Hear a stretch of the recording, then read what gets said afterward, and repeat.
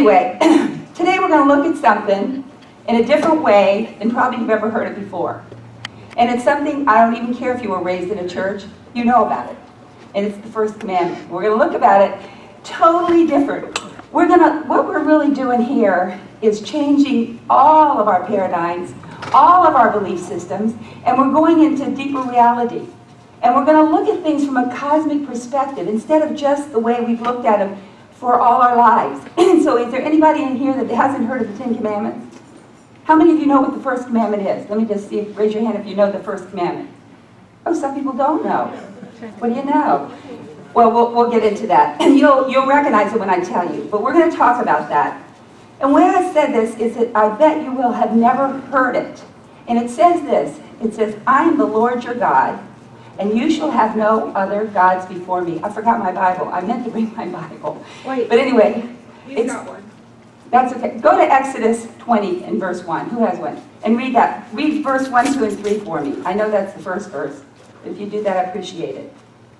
I meant to bring it, which I'm so used to not bringing it. Yeah. Exodus 20, verse 2. 1, 2, and 3. 21, 2, 3. Stand up and read it for us. And God spoke all these words, saying, I am the Lord your God, who brought you out of the land of Egypt, out of the house of bondage. You shall have no other gods before me. That's it. Thank you so much. Perfect. I might use you again, since you've got your Bible. But anyway, we've seen everything in that mystical book. Years ago I saw that is not a literal book. It says in the book itself, it said, the law kills. If you take it literally, it brings death. But the Spirit, the Word brings death, but the Spirit brings life. So when I began to have these experiences and see that it was a metaphysical book beyond physicality, that it revealed an invisible world, and it revealed cosmic laws, and it revealed transformation, and it revealed alchemy, and it revealed, astrotheology and genetic engineering and science, things that science is just catching up to today. I began to look at things in an entirely different way and know that things were symbolic. A few weeks ago, and I said, every time we take a turn, we lose people probably, because we get so stuck in belief systems, and we can go so far sometimes, but sometimes we really can't just jump off and really take a leap. And we're in a time of a quantum leap, where we're going to understand things in a totally, totally different way. But I said that from the University of Israel, they said that there is no evidence that Israel was ever in the Sinai Desert. None. And I also read it from a rabbi in California. They have dug all through the Sinai, can find no artifacts. But they found people that were way before the Israelites. So this book, some of it could be true, but for me it's a symbolic book. There's a deeper meaning. It's like an onion that you just keep peeling this onion and you get to see deeper and deeper realities. So when God says that I'm going to take you out of Egypt, what does Egypt mean? It means bondage, doesn't it? It means that we've been, personally, this is another thing, I had this experience where the Bible was flipping pages inside me and Spirit said to me, you are the book. So the bondage is not out there. Where's the bondage? The bondage is inside of us, isn't it? And where is that bondage? It's on the left side of your brain. That's the place where we have fear, we have guilt, we have disease. It's a place of separation from the Holy of Holies by a veil. And we saw last week, which I'm going to show you, that your brain, last week we discovered where the Ark of the Covenant was. And the Ark of the Covenant, you probably can't see this real good, but the Ark of the Covenant was a box that was in the Holy of Holies in the tabernacle of Moses. And on top of it was gold. It was made of acacia wood, which is a hard wood, but it was covered with gold inside and out. It had the tablets, it had the rod of Aaron, what we said was our backbone where the Kundalini energy rises up. It had manna, which is all that's inside of us. But on top of that, it had two cherubims, golden cherubims that faced one another. And in your brain, there's a picture of your brain with the two cherubims right in the middle over your pineal gland. So you see, what we discovered last week is you house the Ark of the Covenant. We can go on a search for it, but what's the use of finding something like that outside of ourselves? But when we find it within ourselves, it changes everything. And so when I said all that to say that Egypt is symbolic of bondage, and it's within us just like the Ark of the Covenant is. And so where we see, it's on that left side of the brain, that place of fear. And what happens, we also talked last week about Shadrach, Meshach, and Abednego, which were three Israelites. And they wouldn't do a certain thing, so they said, if you don't do this, we're going to throw you in this fire, and we're going to light that fire 7 times hotter. So in these three guys go, which is our human nature, the 3 parts of our human nature. And they're in the fire, and the guys are looking at all the people that threw them in, they're walking around and they're not getting burned up. And then all of a sudden, the 4th man appears, the Christ. And so what this all has to do with was the Kundalini energy that rises up our spine into that furnace up here and burns up everything that separates us from our divinity. And guess what happens? The Christ appears. Was it a virgin? Was it a miraculous conception? Or is it a virginal mind that can conceive and birth the Christ? You see, we've been looking at all these stories. Who cares if Israel walked through the desert? 5,000 years ago. Who cares? What does it mean for you today? But when you know that you, and we're going to get to this on the first commandment, how we have understood it so, have no other gods before me. We have taken it so literally, and it's so much more powerful when we know that truth about it. So it produces that Christ, and it's when the Kundalini energy rises up to that pineal gland. And we have an image of that. I showed you, let me show you this. Here's the eye of Horus, which is probably, thousands of years before the Bible was ever written. And we're going to talk about the single eye. And then here's your brain, and it's the exact picture of the eye of Horus, identical, inside of you. Now, how did they know that? Thousands and thousands and thousands of years ago. That pineal gland was the eye of Horus. And Horus came carrying a single eye and a cross, the same thing that Jesus came with. And Jesus said this, if your eye be single, your whole body will fill with light. So this is the light conductor of the body. How did they know that? How did they know that? So we're going to talk a little bit about that today. A little bit about that, and also we're going to see what happened. So that's able to burn up all the bondage and produce the Christ within us. So it's called, up here, we put this up this week. I'm studying the Emerald Tablets, which I think you all know, and many of you are reading them too. And this is called the caduceus. And probably you've seen it as a medical sign, but I'm going to tell you a little bit about it, why it is. But in reality, this is a sign of life. Because it's first of all, it was like the tree in the garden. Remember the snake in the tree in the garden? That's part of it. But it's that female male energy coming up the back of your spine, going up and giving you wings. But I'm going to tell you a little bit more about it. It's called the caduceus, and it was first in Egyptian mythology. And it was a sign of Hermes, who was a messenger god. How do we get messages? It's from that pineal gland. That's the part that touches that realm that we get the messages from. So the power comes from the 2 snakes that wind their way up the staff, which is your spinal cord.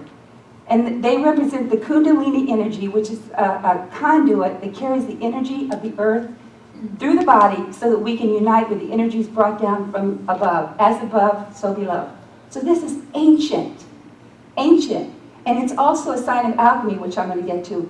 Let me just finish what I wrote, and then I'm going to tell you a little bit more about it. So anyway, so they unite, which brings the physical and spiritual realms together. And the 2 snakes are associated with the elements of fire, water and fire, the yin-yang, the male and female. And the staff was the backbone of Osiris, and it's the metal representing earth, or earthly. And the wings represent the higher self, the aspect of self that connects with the spirit. So we have the cosmic law. Remember I said that everything in cosmic law starts with earth, water, air, and fire, the sun. You plant a seed where? A baby's in where? In the darkness of a womb, in the darkness of the earth.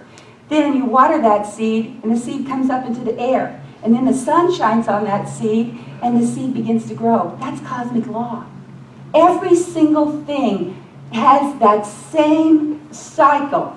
A baby, a tree, everything in this material realm goes back to that cosmic law.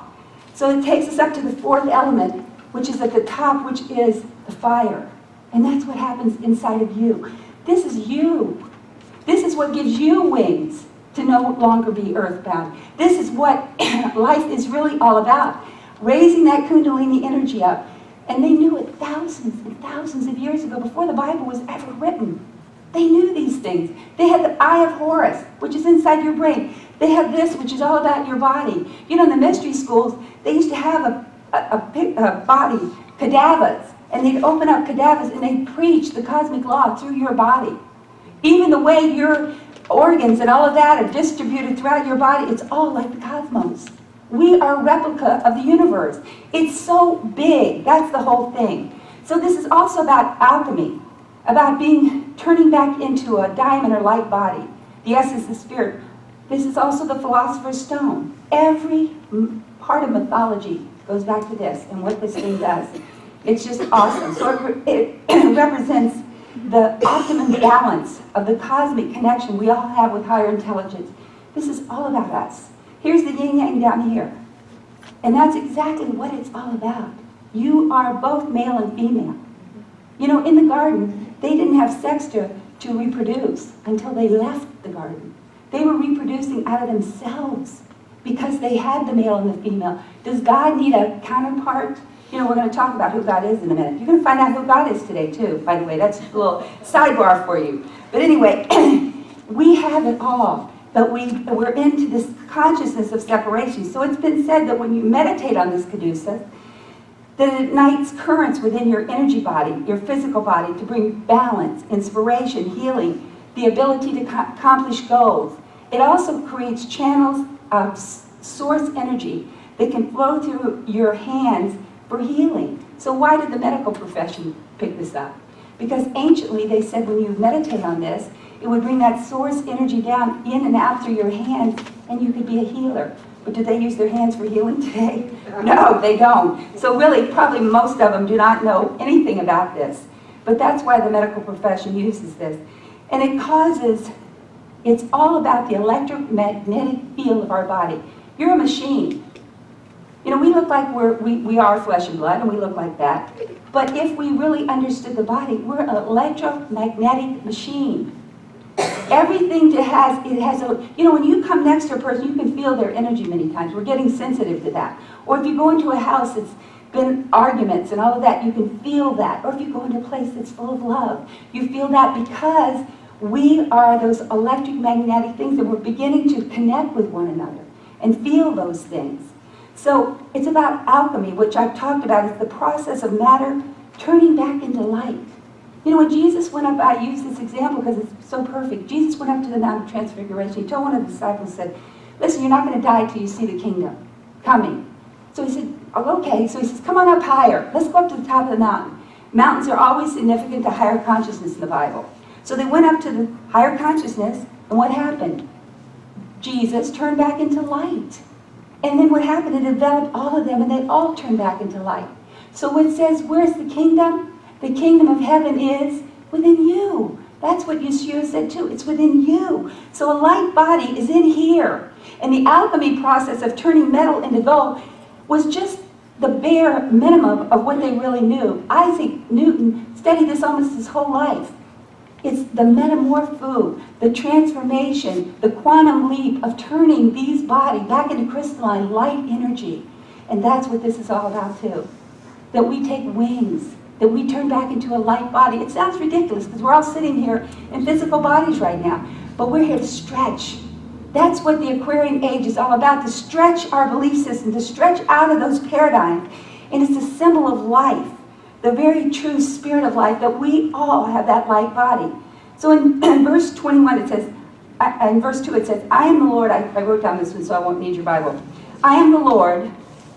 First of all, Pam's going to tell you something about that word Lord. What? It didn't exist. When Dale Hoffman was here, Aramaic, no word for Lord. So let me read it without that word, and then it might give you a clue where I'm going. It says, I am your God, which brought you out of the land of Egypt or bondage. So who's God?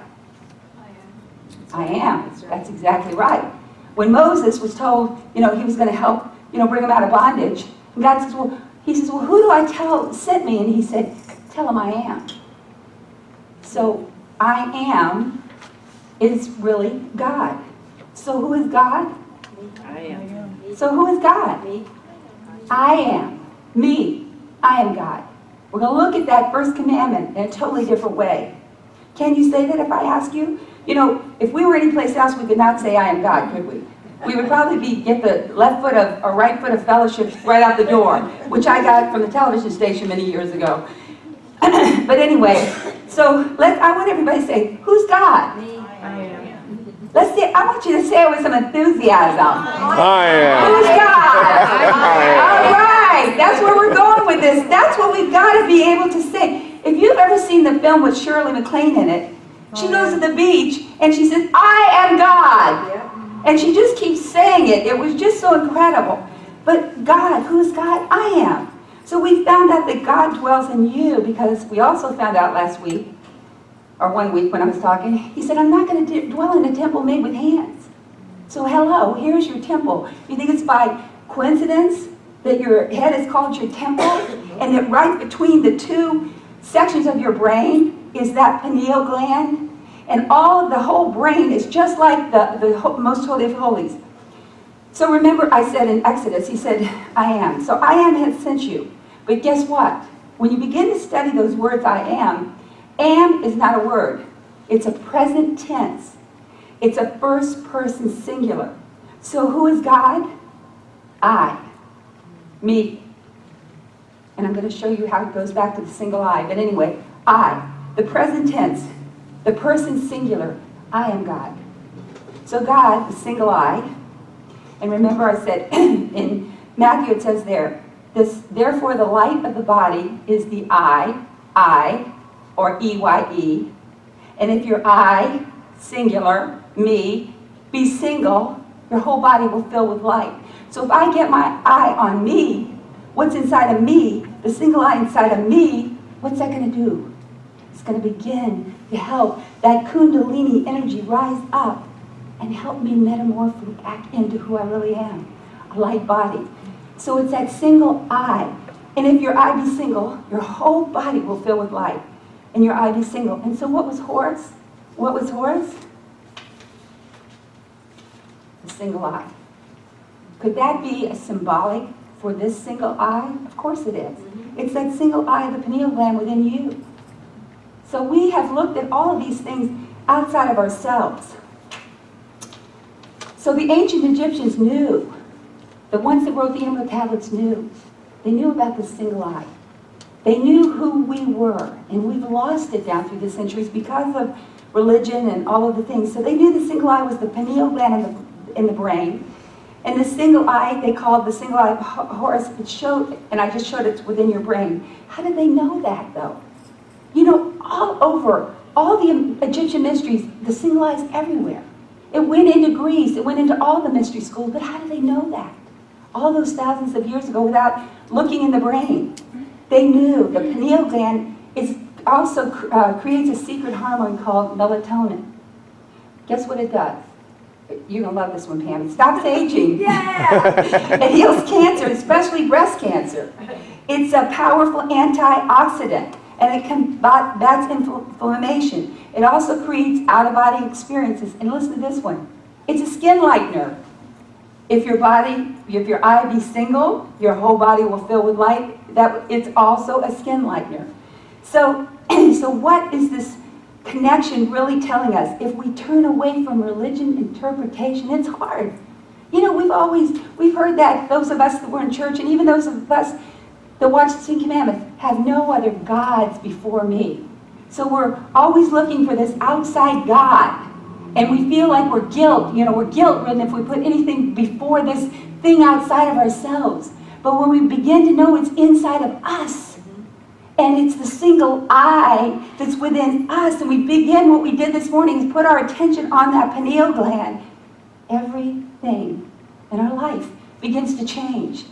So it takes us all of these things. The single I in our body is your pineal gland. Remember, I also said in the Bible, you know, the word pineal is in the Bible. Jacob was in a place and he wrestled with a man until the breaking of day, and that's exactly what we're doing inside of us. We're wrestling with our humanity right now, aren't we? Until the light breaks within us. And when the light breaks within us, we begin to see our own divinity And the name of the place was Peniel. And he said, it's here that I've seen God face to face. The only place you're going to see God face to face is right here. You can't know God. You can only be God. And that's a big concept. You can't know God. You can only be God. And the whole creation is groaning for a people to rise up and really realize who they are. It's the whole purpose of life, is for us to really get that. So it's that place where he connected to God. So when we look around us, all the wars, all the earthquakes, all the tsunamis, all the hunger, guess who created it? We did. It comes from the mind of man. You know, we're always warring against things. We're going to march against this and go over and feed them and do that. What we did this morning, just activating that pineal gland, is the greatest thing we can do. When we raise the consciousness ourselves, it changes the electric-magnetic field around all of us. You know how the guy ran through the 4-minute mile? Nobody could do the 4-minute mile, and he ran through. And once he opened that portal, guys, they're all running through now. I mean, everybody can do the 4-minute mile. That's what we're doing. We're running this spiritual 4-minute mile to get the Kundalini energy up, to burn away that animalistic identity that we can see. That single eye of who we really are. So all this stuff was created from negative vibrations that man puts out. The Tower of Babel says this: anything you imagine will not be withheld from you. So, and then it says later that the imagination of man covered the earth. And it's exactly what we're seeing. You know, I can remember years ago, remember when the hurricanes hit New Orleans? And some preachers on television says, the sin in New Orleans. God was going to wipe out the sin in New Orleans and send the hurricane, all the blah, blah, blah, whoever it was in New Orleans. You know, and I could just hear him saying, you know, criticizing, had nothing to do with the sin in New Orleans. Spirit said to me, it was because of the low energy vibration. That's where things are pulled to. The low energy vibrations, those things are pulled in by the consciousness of humanity. Not sinners that are doing it, but it's that low negative vibration, the thinking, the emotions there. So when it says, and God says, have no other gods before me, who's talking there? Who's talking there? Come on. I am. Inside of you is a voice. And it's saying, I'm waking up and I don't have to have all these gods outside of me any longer. I don't have to have that. There's a voice inside of me that is saying, come inside and meet the one true God that's in you. And don't have all this other stuff, religious jargon and, you know, instructions. And I don't know about you, but I got the tennis shoes, the purse, the t-shirt. I got the whole thing because I was there for years trying to please God, trying to do it so I could be acceptable to God. But we're saying, come out. Stop listening to what the news is saying about the world. You know, the last week, wherever I've gone, we've heard about what's happening. Yeah. And I don't watch the news. But I've heard it 10 times. But what we put our energy on, we empower. If we withdraw our energy from that, it disempowers us. It disempowers that energy. So stop reading newspapers. Stop looking at those news. Because all the matrix was created by it. We're energizing this matrix instead of energizing what we want. What if you can see beyond that and know those people, whoever they are, came with a purpose? And maybe their very purpose was fulfilled in some of these things that look so horrendous to us right now. But to know that life is eternal, immortal, and that they're just going to another dimension, we look at it so differently. And I'm not saying it's not a tragic thing. But I'm saying if we put our energy towards it, every time you're viewing something, you're just like a radar range, and you are energizing whatever it is that you're looking at. But if we withdraw it, it changes everything. And what if instead we said, be still to what's being said so you can hear what's being said inside of you? Could the news be a god? Could all of these newscasters and all of these people that are telling us how to think, could that be putting the God before the real God? Mm-hmm. You, that knows inside of you what's really happening, that knows within you the answers are there. See, we're beginning to look at these things in a different way. The ancient people knew. The Egyptians, the Buddhists, the Hindu, they knew the I Am, and they knew that single I was the name of God, and it was me. Listen to something. I want you to, I don't know if you've ever heard of the Egyptian Book of the Dead, but I'm going to read something out of that. Very ancient. It says, I Am is my rest in his season. Even he who, when he manifests his plan, the company of the gods became his firstborn son. Okay, so we're going to talk about the company of the gods became his firstborn son. So he identifies I, the single I, which says, when I Am manifests, the company of gods becomes the firstborn. So in John 10:34, Jesus said this, isn't it written in your own law that ye are gods? Hello, company of gods. We are those company of gods.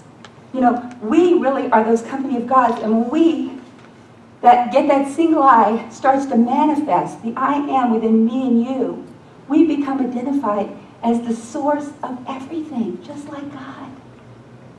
We begin to connect with that. And a company of gods is arising on planet Earth right now. You know, some of the ancients call it the Christification of the world, the earth, the planet. It's happening. You know, people could come in here and listen to this and run for the hills. I had a Bible study at my home years ago. Yeah. And we had some visitors from a church.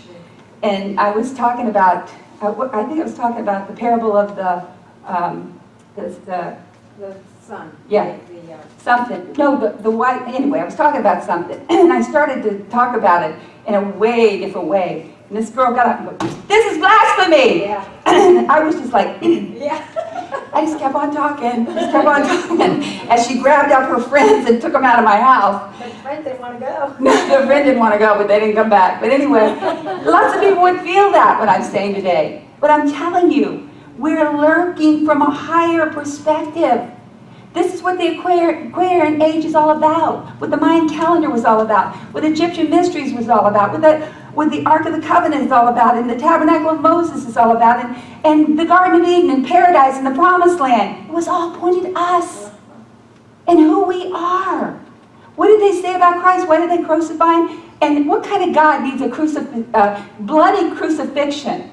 That's another story I'm going to talk about. But anyway, I feel it's like when we cross the cross, when we cross that crucifix between the left and the right hemispheres, that's really the crucifixion that's happening within all of us. We're putting the right and left parts of the brain together. But what kind of is that? But they said, he blasphemies. Because he said, I and the Father are one. And he said, until we can say that, he says, that is the perfection. We won't be perfect until we can say I and the Allah, the source of all, are one. That's the key. That's why we call this a oneness center, which some people don't understand. But back to Exodus. In 20 verse 3 it says, you shall have no other gods before who? Me. So who should you have no other gods before? Me. Not somebody up there flying around, you know, that we call God, and he's like a puppeteer, you know, doing everything in our lives. No. You should have nobody before the God within you. Nothing should come. Seek you first the kingdom.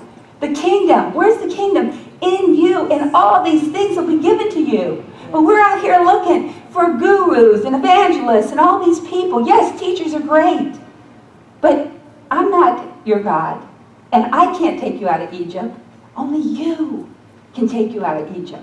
Only you can take you out of bondage. And that's the road. The desert, meditation, getting still. Be still and know.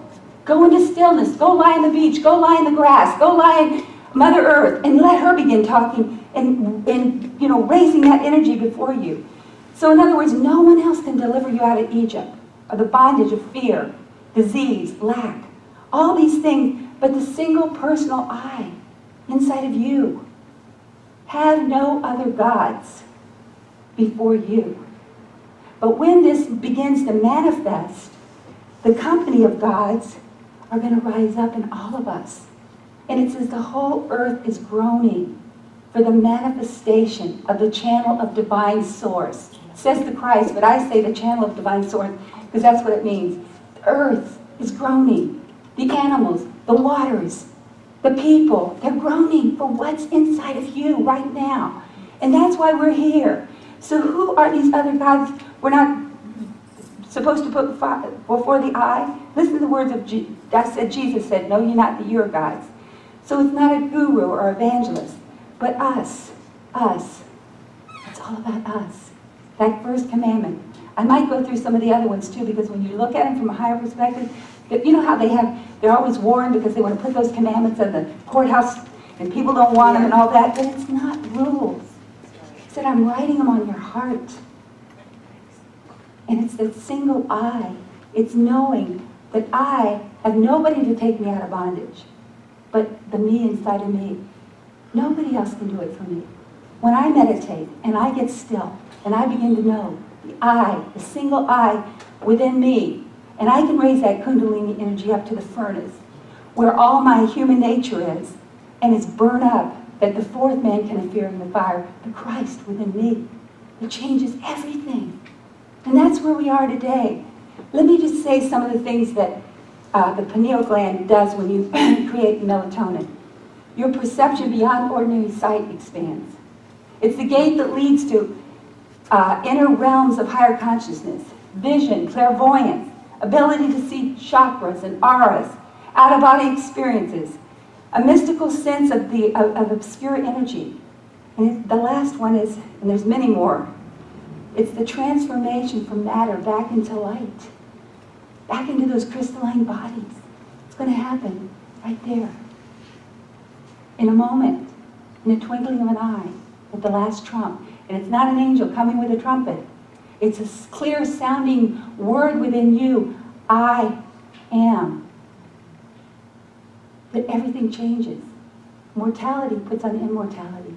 Corruption puts on incorruption. In a moment, we turn back into a light body. And we're one with our source. And it's really the whole purpose of your life is to develop that pineal gland. Put your attention on it right now. Let's just close our eyes for a moment. Just put your attention on that pineal gland. And just know that within you is that upper room that Christ told the disciples to go to. It's that place that's prepared for you with everything you need for transformation, with everything you need to dispel dis-ease in your body, everything you need to step out of fear, lack, poor relation, whatever it is in your life, it's right there within your temple. And we go and we kneel in temples made of hands. How about kneeling before that temple within you, before that pineal gland within you, and worshiping that who you are, the truth of your being as divine. Know you not that you are God's?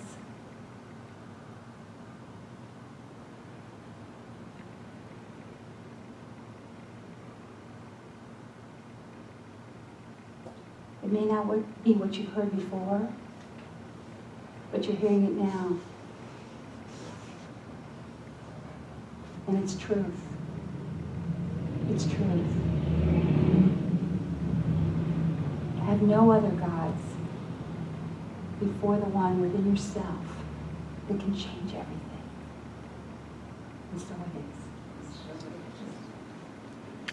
Oh. Well.